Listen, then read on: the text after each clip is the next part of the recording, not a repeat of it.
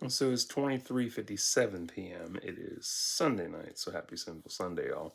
And welcome to September, by the way.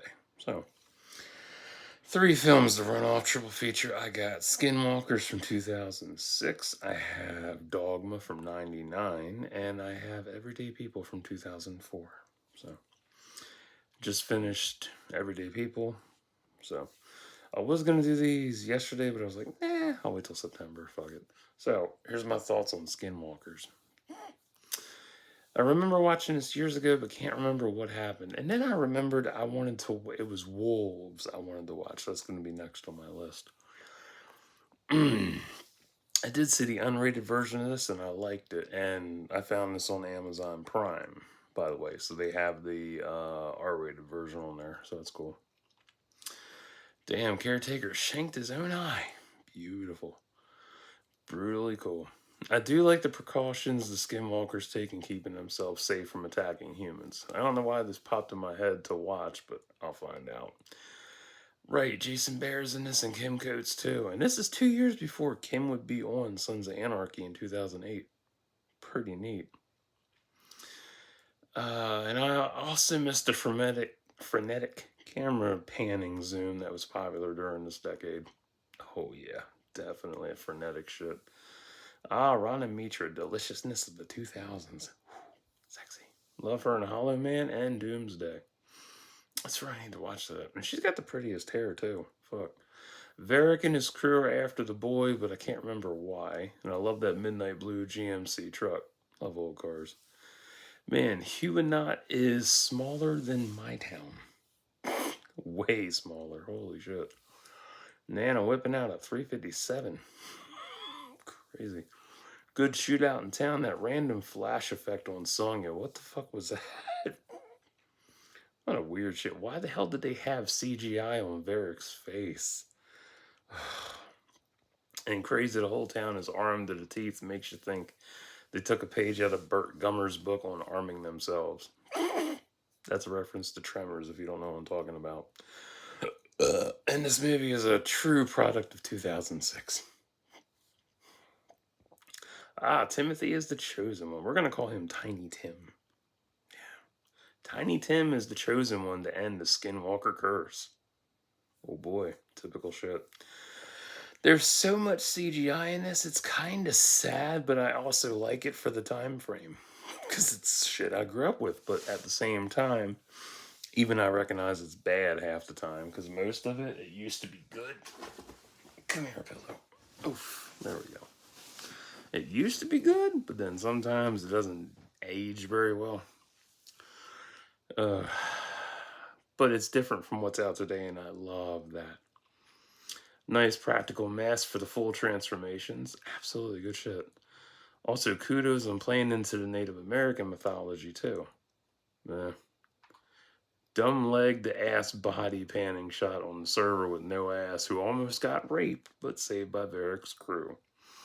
Yay, Varric killed that flat ass chick. Huzzah! The sex scene between Varric and Sonya was extended. I remember that. Like I said, this is the R-rated version I'm watching, so I was happy about that. Because they cut so much out to make the rating. Dumb shit. Because if you don't know, if you film in different territories or countries, some stuff has to be edited out so it makes a US release, which is stupid as shit, but oh well. I'm still amazed how jacked Jason was back then. And this is let me think. 06, this is just 1 or 2 years after he wrapped up Roswell. So yeah, he got built for the role. Grenier's Foubert left eye is neat, yet no backstory on how that happened. Guess he was trying to shave his eyebrows. Or he rubbed his eyes too hard of sleep dirt, who knows. Love the scenery where Jonas and Rachel are arguing. Beautiful fall weather. The teen trope is so fucking outdated. Jesus Christ. I can't tell you how outdated that shit is. Absolutely ridiculous. At least the stars have natural beauty to them versus the fake fuckery out now. Ugh. Little tiny Tim putting the moves on the nurse. Crazy shit. More on that later. I'm all for sewing a choke and Tiny Tim. I miss the kid violence. I love that shit. It's wrong, obviously, but fuck. Given the era of film that's out now and lack of it, I'm excited. God. There's like almost no kid violence, and if it is kid violence, it's scaled down or really dumbed up like Pet Sematari's remake. Yeah. Oh no, Doak dead from a shoulder wound. Token black sacrifice shit. Varric's name is Caleb. Damn, what a downgrade. I'm Varric, but my real name's Caleb. Really? That's like that's like and this is even funnier. This movie is 06, right? 2 years before Twilight would be popular. Or 3. But they were probably planning this in that time frame, so yeah. That'd be like Jacob being like, my name's Jacob, but my real name is actually Barry. I'm like, yeah. No thanks. All right. Tiny Tim's flashback to his room is a page out of Harry Potter. The fall trees look so good. They really do. Shame Cat got captured and Adam going after her is so typical. And she got crucified! Yeah! I like that shit. Female violence. No, it's horrible, but it's funny for this. It's a shame there's no women violence in films today either. It's so dumb. And the violence that is there is so meh. I mean, the whole landscape of film has shifted considerably since the Me Too movement, and it's good, but damn, it does take away from what existed beforehand. Even the damsel in distress trope is pretty much null and void. And I like the giant RV too. Yeah, damsel in distress shit. I need help. I can't do it myself. I mean, that was made fun of in Barbie. Beautiful shit. Oh, that's right. They made cat feed and she killed Will. Oh no. Poor Jonas. He had to shoot his own daughter so she didn't kill Tiny Tim. And she's like, kiddo, open the door. And he's like Johnny on the spot, like, I'm gonna open the door. Uncle Jonas is trying to hurt me. Like, whatever. He would open that door eventually, like, hey kiddo, I'm gonna show you my boobs. Like, fuck yeah. The way he's making moves on that nurse just because he's almost 13. Yeah. So he's like 12.99. He's 12.99. Too funny. Could I consider this underrated? I guess so, in a sense. It's alright. It does break away from the traditional werewolf lore by including Native American roots. That's cool as shit. And Rachel's nipple print is nice. I love that shit. I will always pervert that shit, no matter what. Caleb in Skinwalker form is peak practical design for 2006. This is the same year Pirates of the Caribbean came out, too. Yeah. I also just noticed that the shotgun being fired and killing Song should have had more recoil, but they're using blanks. I watch enough Kentucky Ballistics to know that. Yeah. Poor Uncle Jonas. He bit Caleb, then got gunned down by Rachel. Bummer. I do think Jonas was telling little Tiny Tim to run after he bit Caleb, because the way his mouth was like, run. But, oh well. So Caleb bites Tiny Tim, yay for kid violence, and it made Caleb human. BFD. In turn, Rachel automatically goes back to him, and little Tiny Tim is Jesus Christ for Skinwalker since he can heal them with his blood. God bless religion, right? Fuck. Grief. So, Destatorial by Brain Toy is so weird sounding. This odd song. It's like, yeah! Whatever. Stan Winston Studios did good on the Skinwalker effects. I tried to find the other songs featured in the credits. They're not showing up anywhere. Not on YouTube, not on iTunes. Just Brain Toy. That's all I can find. It's like they don't exist. It's a X-Files episode. I can't find them. What do I think of this 18 years later? It's still good, but a solid 6.7 out of 10. Yeah. It's smart for jumping right in, but too much CGI in various parts could have been cut for practical. That goes for excessive camera shots, too. Oh, God. What movie did I watch and they had like 5 back-to-back shots of an explosion? I don't know. It was something older I watched. I don't remember what it was. It was a while back, but I do still love this film, and cool seeing Julian Richings at the end. If you don't know who he is, he was in Kingdom Hospital miniseries. Good shit. Love that miniseries. I gotta watch it and review it. It's good, but definitely dated a bit, though still holds up in other ways. And of course, Ron Dimitra's tits. Yeah. Alright, what else we got here? So, Dogma. Yeah, this motherfucker is hard to find, but I got lucky. A bunch of people uploaded it to YouTube. So I'm happy. So here's my thoughts on Dogma. Been about 20 years since I've seen this, and I know it's funny as hell. Oh my god, this film is fucking retarded. Bartleby and Loki are a trip. Cardinal Glick's Buddy Jesus statue is hilarious. They even made an actual bobble of the bitch. I love that. I'd actually forgotten that it came out in 99. I thought it was a 2000s flick. The glass analogy for faith is accurate. The teens killing with hockey sticks is pretty funny. Like, okay, hockey is bad. Great. And according to Jason X, it's been outlawed this year or so. There we go. The legend Alan Rickman. I miss him so much. And this is 2 years before he would do Harry Potter. Ain't that something? 2 fucking years. 2 years before he would do Harry Potter, and 11 years before he'd die. Because it was like 2016, something like that, or he died. But yeah, wild.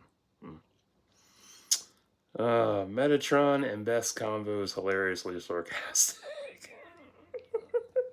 The whole exchange is just so good. I can't quote the whole damn thing. You gotta watch this shit. I do appreciate how bold this movie is for back then. I mean, making this now never would work. Fuck no. This generation could never handle it. Oh, fuck no. I mean, Christ, George Carlin as a Catholic priest, it writes itself. The meta commentary in this is so ahead of its time that even in 2024, the shit is still being digested and discussed. It's beautiful. What's really sad is Alan Rickman and George Carlin are both dead and didn't get to see this reach 25 years old.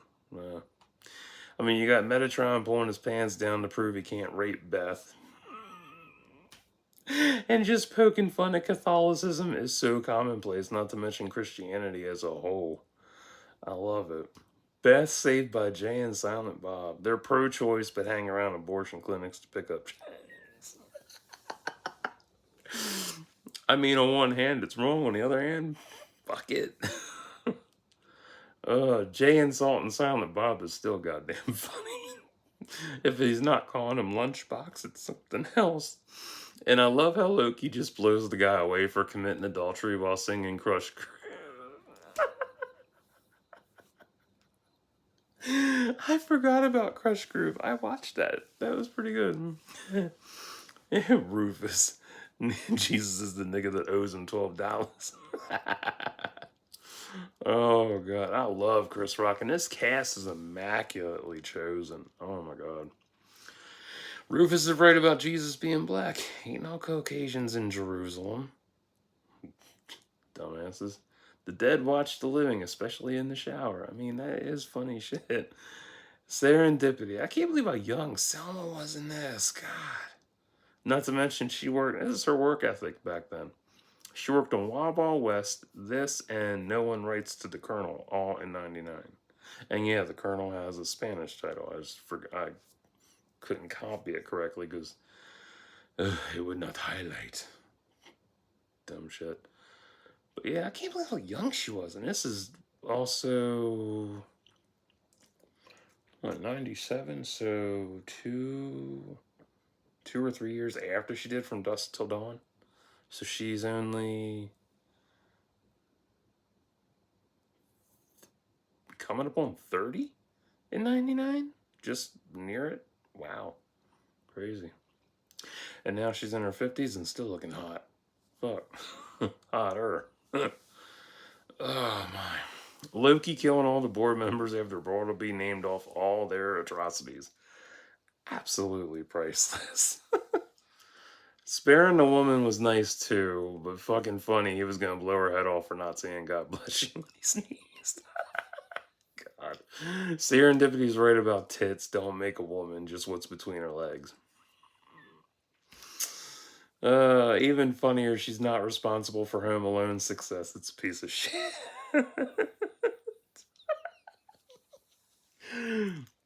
Oh god, is Home Alone a piece of shit? I mean, ask Macaulay Culkin.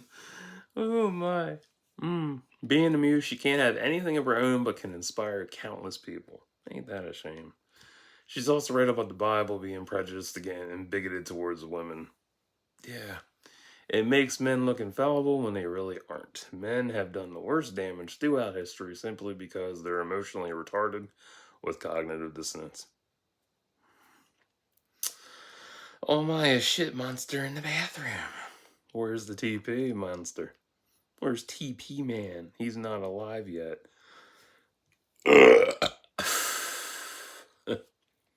He wouldn't be alive until 2020 during the TP apocalypse.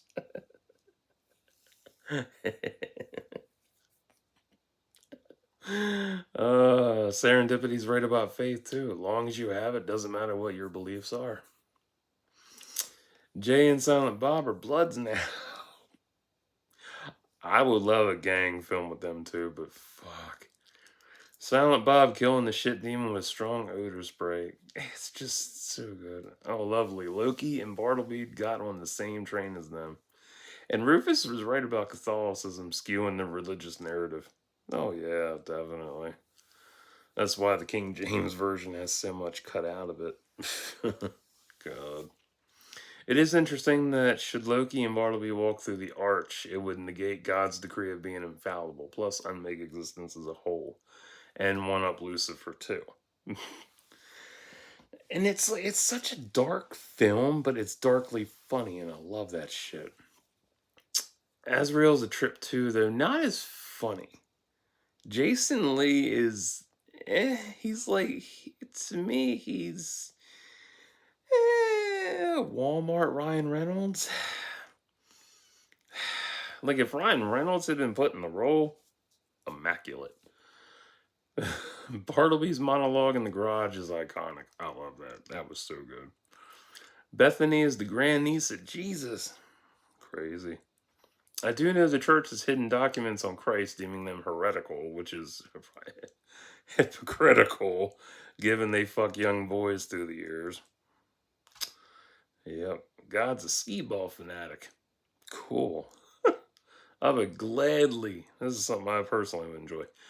I'd take a battle over Heaven film over another God's Not Dead installment. God's Not Dead. We ran out of ideas. Number 9. Oh, see the rise and fall. Lucifer would be epic. Oh, so epic. Oh my god. And George Carlin as a priest is so fucking exquisite. And Holy Bartender is beautiful. Ben makes a good evil angel. I love Ben. He's funny as shit. Jay wanting to get laid. Dumb ass. Alanis Morissette as God is so perfect. I cannot figure out why, but it's just such a good fit. Poor Bartleby and Loki too. Damn. Best pregnant with a baby girl who's the last scion. Just like she was. Virgin birth. Or Well, I don't know. I guess Jay made a move on her, so yeah, they kiss. So yeah, she got pregnant by kissing. Funny. I'd say the unsung hero in this is Loki, easily. He's so underrated in this. Like it's crazy how in this whole all-star ensemble, and I mean all-star ensemble, fucking Matt Damon is underrated. Damn. Alanis Morissette still is a good vibe and jam. I actually bought the song. I like it. The movie is so golden and should be studied in film school and an epic rewatch masterpiece. God tier, no pun intended, 11 out of 10. There was a time when I did believe in God was a woman. I actually forgot about that until I watched this again, but now I'm not religious, so meh. The wing design is immaculate and on display somewhere too. And I'm glad I own the VHS for this. And I'm happy it's on YouTube as well. Shit. Oh man. That was a god. That was a great fucking movie. Oh, so good. So good. Oh man. Alright, everyday people. Here's my thoughts. I recognize a few people in this. Yeah, some. This movie was also given to me by my friend Karen. That's her actual fucking name. While I helped her move last week. That was fun helping her too. Jordan Gelber, I know him from other films. The late Reggie Cathy, I love him. More notably from House of Cards and other shows too. Stephen McKinley Henderson, I've seen in Doom Part 1 and other films. And I never noticed how low the ceilings were in the subway. I never noticed that. Like they did that when you see the subway shot and the guy standing there and shit. I'm like, wow, them fuckers are low. I mean, I'm 6'4", and if I stand up, I can put my hand on the ceiling. Huh, crazy. Jolene kind of looks like my former friend Sierra. Like dead range. She could be her fucking twin sister. That's how bad it is. Ali's Averex jacket is pretty sweet. I do get Ali not wanting to move Aaron in. It's a big step in a relationship and giving up personal space too. And it's a damn shame Ira's closing the restaurant in 3 weeks. Sucks. And Stephanie Perry saying, old hip hop motherfucking rapidy rip rop shit. That's how I feel about this generation's taste in music. I feel for the employees because if they settled for this for the long haul, that's damaging being told it's going to end. No. Always have a plan B if A falls or fails. It's also stark seeing post 9/11 NYC too. Oh, yeah. Everyone looks peachy keen, but you can tell the aura has changed. Oh, yeah. Ira not knowing how his employees will react is baffling and telling he doesn't understand the human side of business. Akbar pulling the race card on Jolene over $20 is wild, but there are some black folks like that.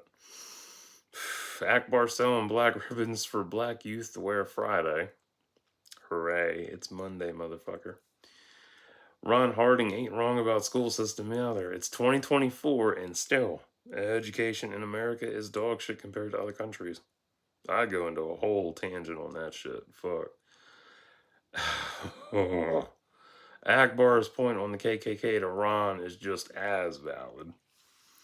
Is Ron gonna deny he's black or run with Akbar away from him? Deep shit thinking. I like you. I love deep shit thinking. It's good stuff. Erin wants to join Def Poetry Jam because she doesn't fit in at NYU, but her mom doesn't care about her aspirations, and her mom calling herself a field nigger. Damn, because she's doing the work, picking the cotton in the corporate world, and calling her daughter a bourgeois nigga. Wow, that's just racist gaslighting in the worst way. Watch Antoine Fisher, you'll understand. I do like how the restaurant is the centerpiece of the story. And really, it's a beautiful centerpiece. Ron and Aaron's mom are for gentrification in the neighborhood, but not fully understanding the whole scope of it. And gentrification has been in several films over the decades, whether it was subtle or right at the forefront. One of the ones that I thought of when I wrote this down was Batteries Not Included. Yeah. Aaron's mom did not like Ariana showing up the way she did. Hell no. Subway singers are good folks. They're the soul of the underground.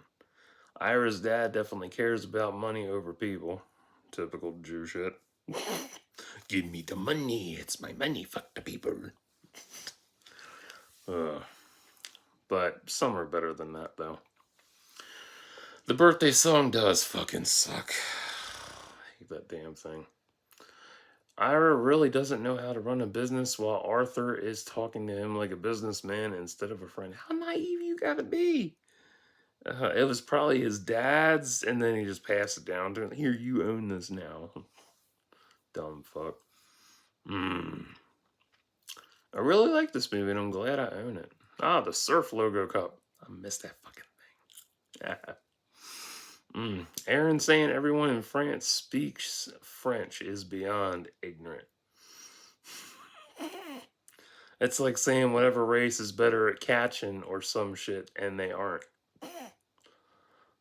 English is a secondary language in most countries, or third, or even fifth. It's not at the forefront worldwide. Most countries want to keep their original language going so they don't turn into a facsimile of who they once were. Duh. I love how Akbar comes back and apologizes to Julie and only double down on her. Motherfucker, I love it. But she laid him out, and I wonder if she does play cello. Oh, that's better. It certainly has the posture for it. She does. Uh, I didn't know Soul was a doctor before working in the restaurant. Wonder what happened that made him lose his job. I never found out. It sucks. It does make you wonder what everyone's gonna do in the end. I don't know either. It's also a good film that showcases the realistic side of the food scene too, because it's real people that are now in jeopardy at a stage in their lives when they thought everything was secure. New Genesis really sucks when you don't expect it. Nice makeout session between Jolie and Samil. She does look good though. I get where he's coming from, not wanting to start something with school around the corner. I get that. I totally do. Because you're away at school and you got your girl and you're like, oh, where you at? What you doing? Mm. Ira blowing up on Victor, that was harsh. Poor guy don't even have a retirement plan. At 58. Shit. I also love how the title of this movie showcases literally everyday people doing their thing outside of Raskin's. That's a beautiful thing. Ouch. Nice. Ira refused the contract Ron prepped for him, and it's sad that Soul quit on him, but he's right, but damn. Ira's also right, nothing mattered before, only that he's a dishwasher. It's the truth, like, fuck. It's the same if you're talking politics at work. If you're doing that shit and the boss says no to it and you keep going and he's like, well, you're fired and you need to go home, and then you get pissy about it, you're in the wrong. Shit. That's why you're not supposed to talk about that shit at work or religion, because it's the workplace, not politics and church. Duh.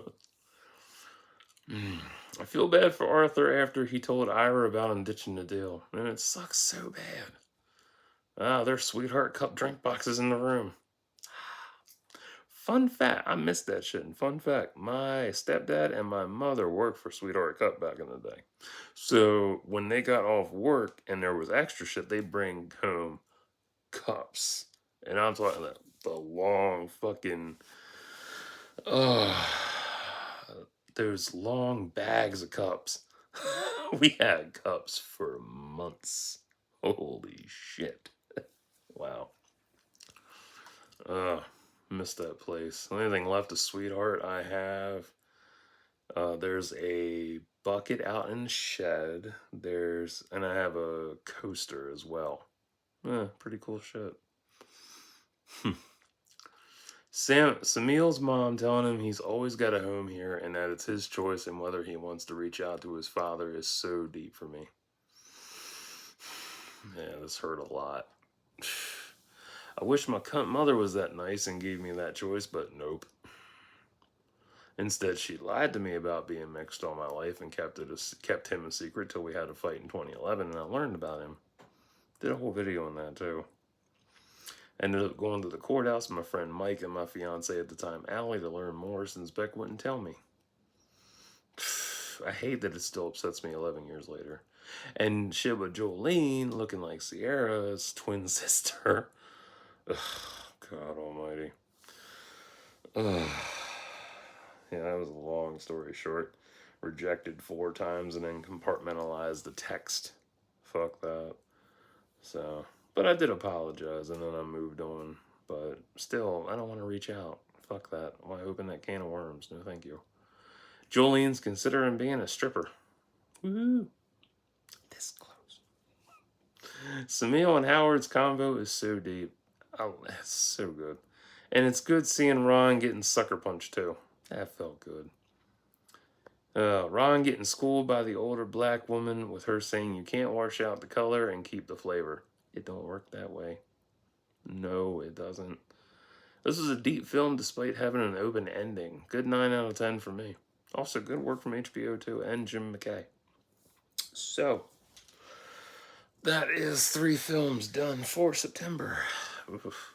Beginning of September. So, which one was the best? Skinwalkers, Dogma, or Everyday People? If I had to rank it, definitely Everyday People, Dogma, and then Skinwalkers. They're all good in their own ways, but that's my ranking on that. My top favorite out of this, definitely Everyday People. That surprised me. Never seen this from 2004. Crazy. 20 years old. Aged well. It definitely has a Spike Lee feel to it. That's what makes it really cool. So if you like these, try them out and see if you like them. If not, that's fine. I don't give a fuck. You can do what you want. So, till next time, like and subscribe for thoughts and prayers.